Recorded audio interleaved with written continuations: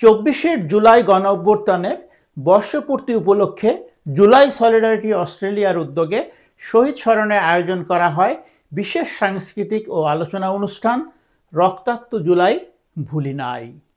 গত 10 আগস্ট রোববার সন্ধ্যায় সিডনির ল্যাকাম্বার পেরি পার্কের ANSC হলে শতাধিক প্রবাসী বাংলাদেশিদের উপস্থিতিতে অনুষ্ঠানটির আয়োজন করা হয়। বাংলাদেশ ও অস্ট্রেলিয়ার জাতীয় সঙ্গীতের পর মাওলানা ফেরদৌস আলম পবিত্র কুরআন থেকে তেলাওয়াত করেন। নিশুর রহমান ও মোহাম্মদ ফাহাদ হকের সঞ্চালনায় পরিবেশিত হয় কবিতা, সঙ্গীত, তথ্যচিত্র ও শিশুদের অংশগ্রহণে সৃজনশীল কার্যক্রম। মুকুল খান ও আসিফ ইকবাল কবিতা আবৃত্তি করেন। প্রদর্শিত হয় জুলাই আর্কাইভ বিষয়ক তথ্যচিত্র, গাওয়া হয় জুলাই অভ্যুত্থান প্রেরণায় সমবেত গান। শিশুদের আঁকাআঁকির পাশাপাশি বাংলাদেশের ইতিহাস ও জুলাই শীর্ষক কুইজ প্রতিযোগিতাও ছিল অনুষ্ঠানের অংশ। প্রধান অতিথি ছিলেন আন্তর্জাতিক human rights lawyer Zaki Omar.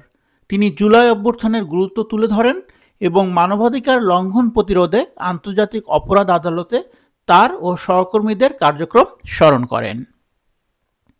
বক্তব্য রাখেন Campbelltown city councillor Ibrahim Khalil Masud, বিশিষ্ট সোশ্যাল ডকুমেন্টারিয়ান ও multimedia artist Belinda Mason, NCP diaspora alliance অস্ট্রেলিয়ার সালওয়া শামস, সেভ বাংলাদেশের প্রতিনিধি ডক্টর মোহাম্মদ ইউসুফ এবং অনলাইনে যোগ দেন এনসিপির কেন্দ্রীয় যুগ্ম আহ্বায়ক এহতেশাম হক ও আপ বাংলাদেশের প্রধান সমন্বয়ক রাফেজ সালমান রিফাত। অনুষ্ঠানে অতিথিদের স্বাগত জানান মোস্তাক আহমেদ।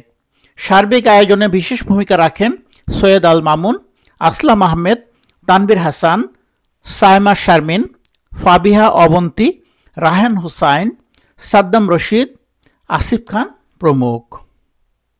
এই স্মরণানুষ্ঠানটি প্রবাসী বাংলাদেশিদের মাঝে জুলাই অভ্যুত্থানের চেতনা ও ঐতিহাসিক তাৎপর্যকে নতুন করে জাগ্রত করে।